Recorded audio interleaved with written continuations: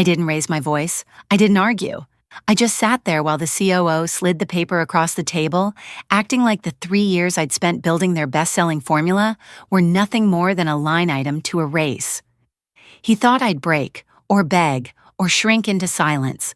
Instead, I walked out with the one thing he never bothered to understand, something he assumed the company owned but never actually read closely enough to claim. If you want more stories like this, subscribe and tell me in the comments what you would have done. I knew something was wrong the moment Darren's assistant emailed me with the subject line, "Brief Discussion."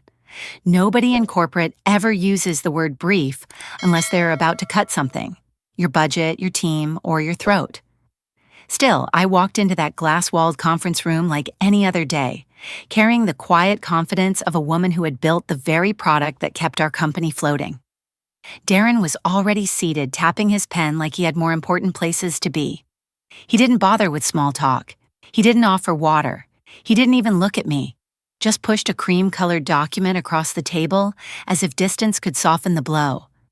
Effective immediately, he said, your annual compensation will be adjusted to $92,000. His tone was flat, the kind of corporate monotone people use when they want to pretend they're being professional while delivering a wound. I didn't touch the paper. I didn't blink. "You're cutting my salary in half," I said. My voice didn't shake, though the fluorescent lights above me buzzed like they were trying to fill the silence he left. Darren leaned back, lacing his fingers behind his head as if he had just made a strategic chess move.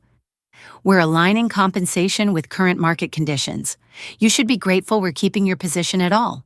Many companies would eliminate entire R&D roles during this kind of restructuring." Restructuring, the word people like him love to hide behind. I finally lifted the document. My original salary wasn't listed anywhere, just the new number, a paragraph of sterile justification, and a signature line at the bottom waiting for implied obedience. "And my royalty agreement?" I asked. "That handshake deal with Evelyn is void, legally meaningless," he said, waving a hand as though erasing 7 years of my work were as simple as brushing crumbs off a table. Evelyn Drake, the founder who had hired me, mentored me, trusted my research. She'd told me, plainly and sincerely, that if I ever created something that transformed the company, I would share in that success. She kept her word. The COO replacing her had no intention of doing the same. I looked at him then, really looked. Darren Cole wasn't a scientist. He wasn't a product creator. He wasn't even particularly competent.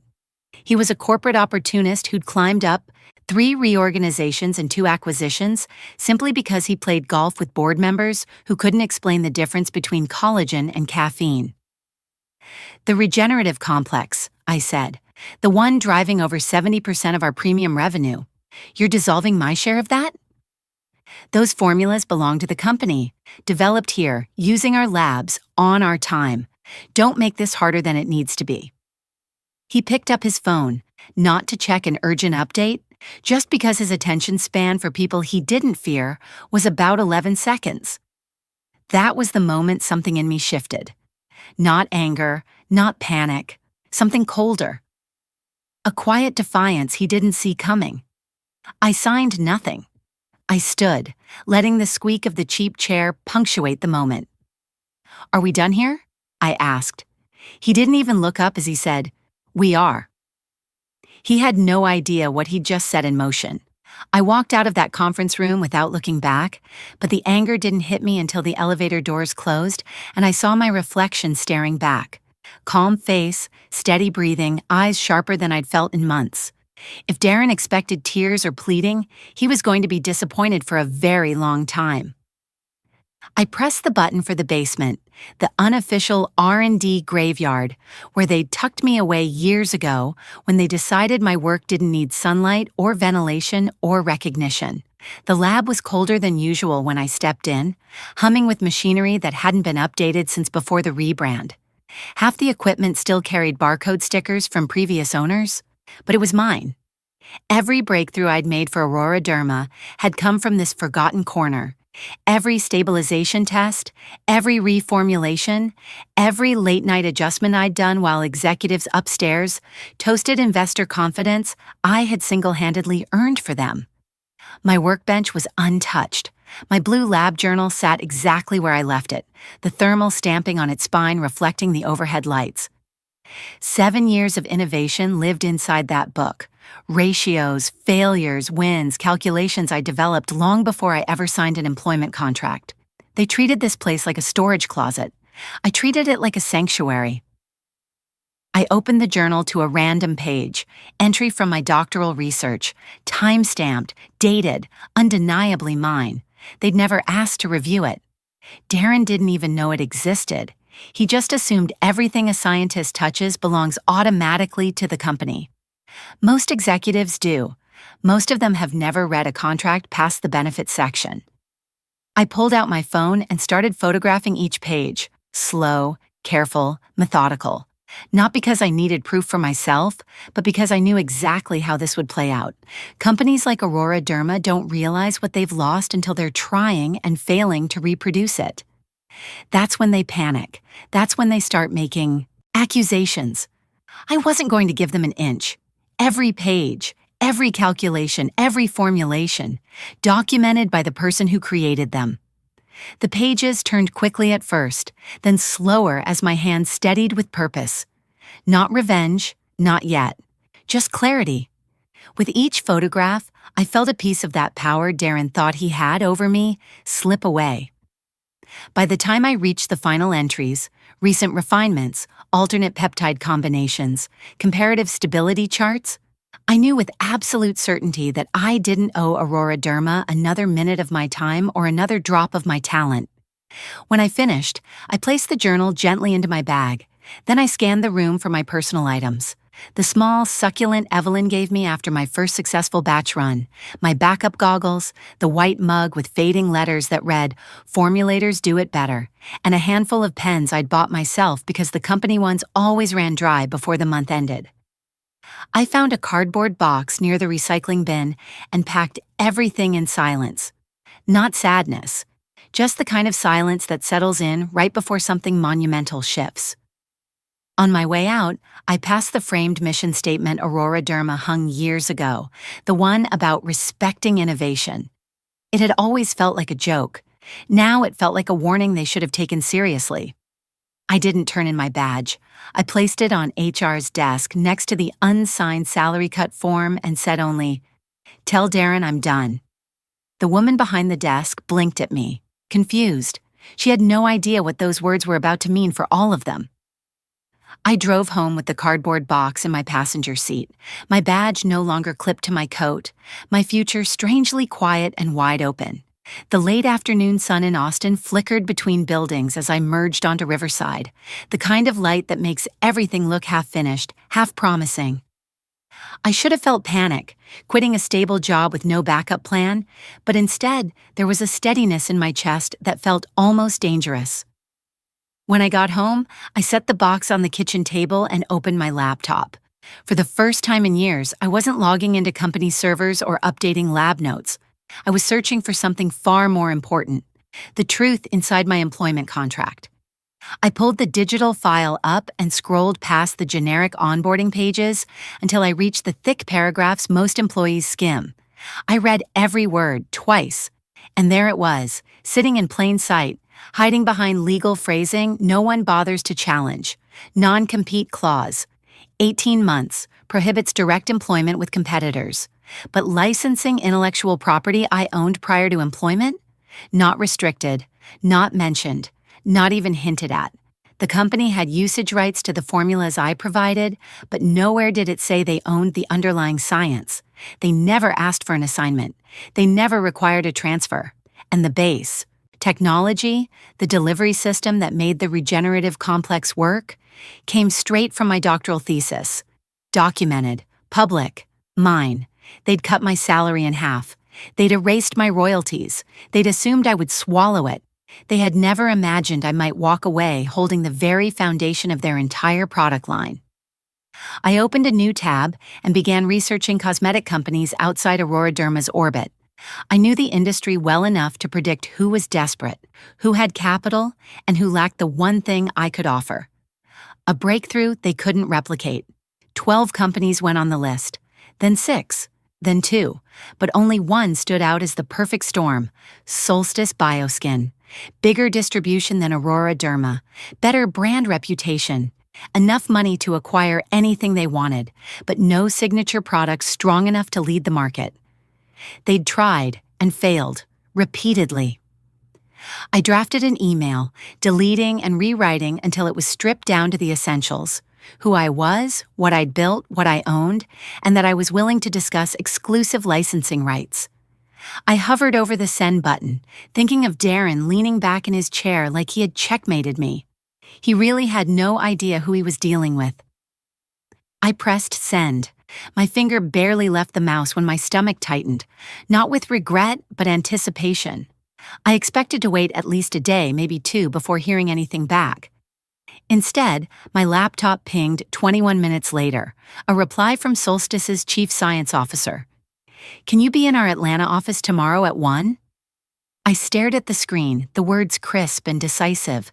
It wasn't the timing that startled me. It was the decisiveness, the recognition, the urgency. They knew exactly what my email meant. And AuroraDerma had no idea a storm was already forming around them. I closed my laptop slowly, the air in my apartment feeling different now. Charged, heavier, full of direction. Darren had taken my salary, my royalties, and my dignity for a moment, but I still held the one thing he overlooked: power they never thought I had the courage to use. I grabbed my keys. I had packing to do.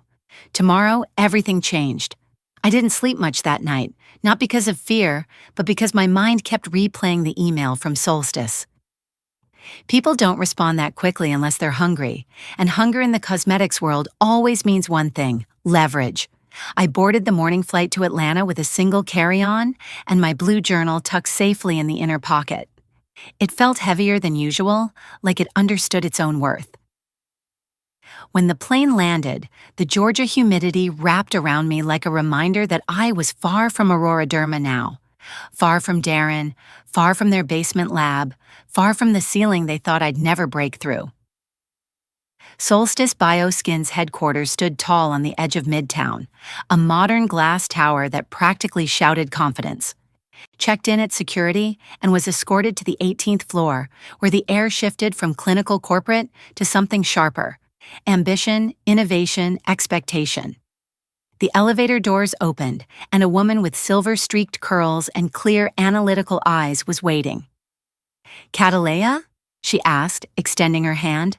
"I'm Dr. Maya Klein." No assistant, no formality, no pretense. She came herself. That told me everything. She led me straight past the conference rooms and into their R&D lab, a spacious, bright floor that looked like what AuroraDerma always promised investors but never delivered. Equipment I'd only seen in trade magazines gleamed under LED panels, organized and maintained with the kind of reverence real scientists understand instinctively. "Show me," she said without ceremony. I opened my journal on the clean bench, a deliberate act, not rushed, not flashy. I turned to the stabilized collagen accelerator sequence, the one AuroraDerma built their entire marketing campaign around without ever grasping what made it viable. Maya leaned closer as I traced the modified delivery system with my fingertip. "This is the key," I said. "Everything else is window dressing. Without this, degradation happens within 4 hours." She didn't interrupt. She didn't pretend to understand more than she did. She listened. That alone put her miles above Darren.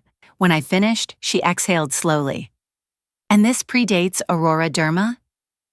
"Documented in my thesis," I said. "Published, time-stamped."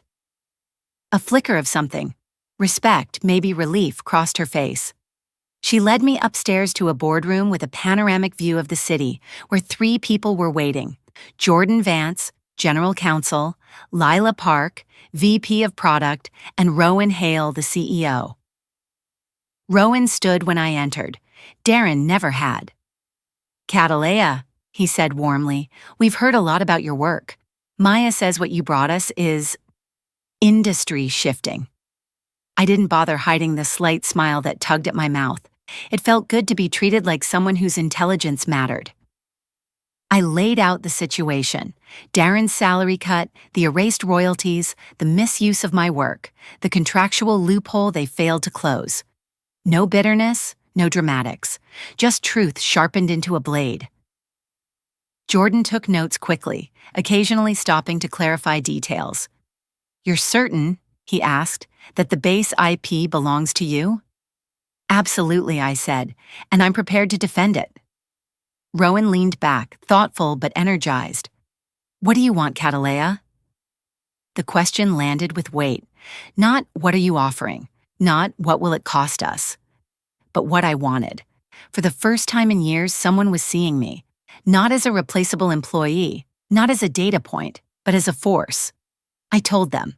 Licensing rights, royalties, a role that respected the level of innovation I brought. The room absorbed it, considering every angle. Then Rowan nodded once.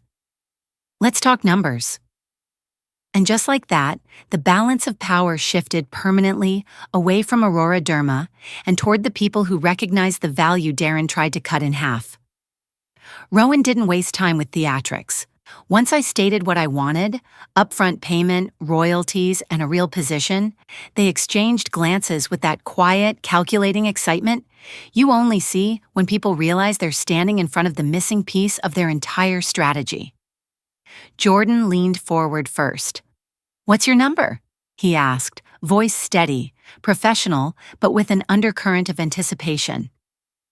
I had spent the flight rehearsing the figure in my mind, adjusting it upward, downward, weighing the risk, but when the moment came, there was no hesitation. $9.5 million up front, I said. 6% of net revenue from any product built on my formulations, and a director-level role with full independence in research. Maya didn't blink. Lila's eyes sparked. Rowan sat back, tapping a slow rhythm on the table with 2 fingers, not out of doubt but contemplation. He finally said, "Give us 15 minutes." They stepped out, leaving me alone with a glass of water I was too focused to drink. Through the window, the city stretched endlessly, a grid of opportunity and noise. The opposite of AuroraDerma's basement lab. The opposite of being diminished by someone who didn't even understand the science I'd built my life around. My phone buzzed, an email from AuroraDerma's HR system. "Please confirm acceptance of revised compensation."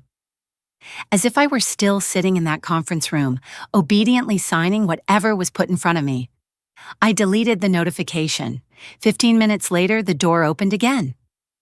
Rowan returned first, stopping across from me with a look that carried something close to respect. "Cataleya," he said, "we accept your terms, all of them, pending final legal review." Jordan slid a draft memorandum of terms across the table. "We'll wire the upfront payment once contracts are signed. We'll also provide independent legal counsel to represent your interests." For a second, just a heartbeat, I felt the weight of everything that had led to this. Every late night alone in that basement, every solution I'd wrestled into existence, every moment someone like Darren dismissed my work as replaceable, and then the weight lifted. "Let's move forward," I said. What followed unfolded quickly. Meetings with the attorney they recommended. Contract drafts that went through 5 revisions. My thesis submitted as proof of prior ownership. The verification of timestamps in my lab journal. Every piece clicked into place with a precision I'd never experienced under AuroraDerma. On the 5th day, I signed. The wire transfer hit my account at 3:17 p.m., a series of numbers so large, so unreal, that I stared at them for nearly a full minute before the reality settled. I didn't celebrate, I didn't shout. My reaction was the quiet inhale of someone stepping into power she'd been denied for far too long. 2 hours later, Darren called again, then emailed with the subject line, "Urgent, please respond." I didn't answer. AuroraDerma had made their choice when they cut my value in half. Now they were about to learn what that mistake truly cost them. The first sign that AuroraDerma had realized what they'd lost came 8 days after the wire transfer, when Maya forwarded an email from one of her industry contacts. "They're scrambling," she wrote. AuroraDerma had apparently placed a frantic rush order with a contract lab, trying to reverse engineer the regenerative complex. It would have been almost funny if I didn't know exactly how badly they would fail. They had ingredients, but not the sequence. They had machines, but not the parameters. They had confidence, but not competence. Without the delivery system I built in my doctoral research, all they had was an expensive slurry that fell apart in less than a day. I wasn't surprised when, 3 days later, Solstice's legal team called me into a meeting. Jordan placed a stack of documents on the table, the edges sharp as accusations. AuroraDerma has filed a cease and desist, he said. They're claiming theft of trade secrets, violation of employment agreements, and unauthorized disclosure of confidential materials. For a moment, I pictured Darren pacing in an office somewhere, trying to understand how their flagship product had become unusable overnight. I kept my face calm. Can they win? I asked. Jordan flipped open the packet. Their entire argument hinges on whether you transferred ownership of the core IP. The contract says you didn't. Your thesis is public record. Your journal entries predate your employment. Their filings read more like outrage than legal substance. Still, outrage can be loud, and AuroraDerma was very loud. 2 days later, the court scheduled a preliminary injunction hearing. If the judge sided with them, Solstice would be barred, temporarily or permanently, from using my formulations. It was the kind of power play companies resort to when they fail at everything else. On the morning of the hearing, the courthouse in downtown Austin buzzed with the usual Thursday routine, but inside the courtroom, everything felt sharper, heavier. I sat behind Jordan and Solstice's legal team, my journal sealed in an evidence envelope, the time-stamped entries ready to speak for themselves. Darren sat across the room, looking smaller than I remembered, his confidence replaced by something tighter, thinner, fear maybe, or desperation. Their attorney argued first, insisting that any improvements made during my employment belonged entirely to the company. He spoke loudly, hoping volume would compensate for lack of proof. Then Jordan stood. He didn't raise his voice. He didn't posture. He simply laid out the truth piece by piece. My thesis, the dated entries, the absence of any IP transfer clause, the fact that AuroraDerma had used my formulas for years without ever owning the foundation behind them. When he finished, the courtroom fell into a quiet that felt like held breath. The judge, a sharp-eyed woman named Judge Benitez, turned to AuroraDerma's attorney. "Do you have any document," she asked, "in which Ms. Cataleya Moreau explicitly assigns ownership of her pre-existing intellectual property to your client?" Their attorney shifted, cleared his throat, and finally muttered, "No, Your Honor." Judge Benitez nodded once. Motion for injunction denied. The gavel cracked like a bone being set back into place. Darren's shoulders collapsed. Mine didn't move at all. Outside the courthouse, the Texas heat hit my face like sunlight after years underground. The legal war they hoped would break me had only proved one thing. They never understood who they were trying to control. And now they no longer could. 2 weeks after the injunction collapsed in court, Solstice moved into full production. My new lab felt like stepping into an alternate reality. Bright, well-funded, humming with energy instead of fluorescent buzz. Maya had assembled a small team of junior scientists who actually wanted to learn, not just follow instructions.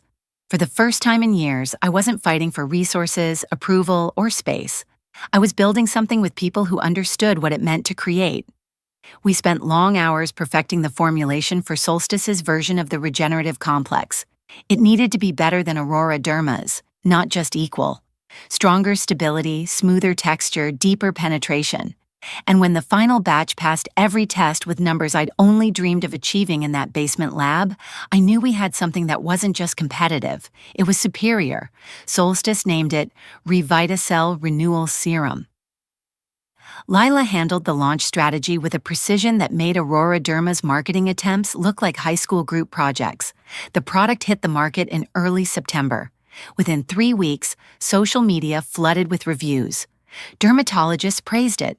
Beauty editors called it category-defining. Retailers sold out of shipments in days. Every success notification felt like a soft echo of justice. And then the numbers started hitting the business wires. AuroraDerma's stock dropped 9%, then 14%, then 21%. By the end of the quarter, they had lost almost a third of their valuation. Their board issued a statement about unexpected production challenges and temporary market share volatility, but everyone in the industry knew exactly what had happened. They'd cut the woman who built their leading product, then expected the product to hold itself together without her. When their version began failing stability tests, customers complained about inconsistent texture, shorter shelf life, strange separation. Retailers reported returns surging. The company scrambled, launching discounts, doubling ad spend, pushing rushed batches that looked and felt nothing like the original. Desperation has a smell, and AuroraDerma was drowning in it. The final blow landed in November when the company announced a leadership restructuring. Darren's name appeared at the bottom, resigned to pursue other opportunities. No explanation, no thanks for service, just gone. I read the announcement while sitting at my new workstation, pipette in hand, preparing a sample for an upcoming project Rowan wanted me to lead. Maya walked in a moment later, her expression knowing. "You saw." "I did," I said quietly. I didn't smile. I didn't gloat. The satisfaction was quieter than that, deeper, calmer, like a tide turning after years of being pulled the wrong direction. A week later, Rowan visited the lab with the Q4 report. "Your royalties just hit," he said, handing me the printed sheet. I looked down at the numbers. 6% of a wildly successful product, 4 months on the market. More money than I'd ever imagined earning, but it wasn't the number that mattered. It was what it represented. Value recognized, work honored, power returned to its rightful owner. Rowan rested a hand on the table beside me.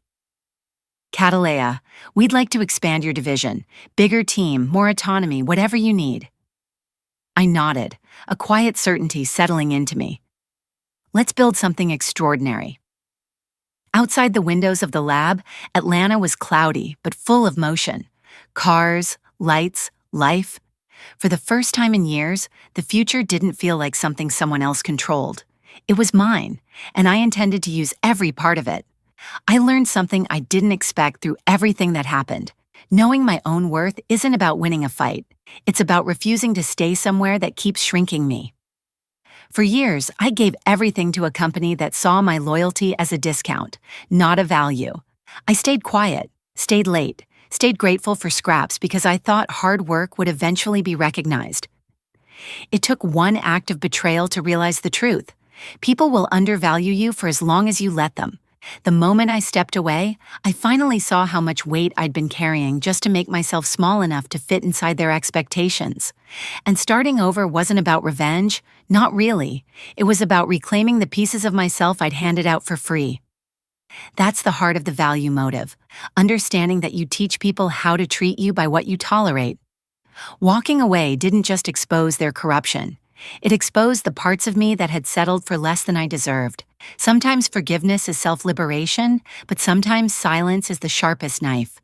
The consequences they faced were simply the natural outcome of their own choices. And the practical lesson is simple. In our own lives, we have to stop confusing endurance with loyalty. Staying in places that drain us doesn't make us strong. It makes us disappear. If your workplace, your relationships, or your environment constantly demand that you minimize yourself, that's your sign to reevaluate, not endure. You are allowed to outgrow the rooms that refuse to grow with you. How to get started today. Write down 3 things you bring to the table that no one else can do exactly like you. Set one boundary this week you've been too afraid to enforce. And look at one area of your life where you've been settling, then ask yourself why. If this story resonated with you, comment your thoughts below, share it with someone who needs to hear it, and subscribe for more stories like this.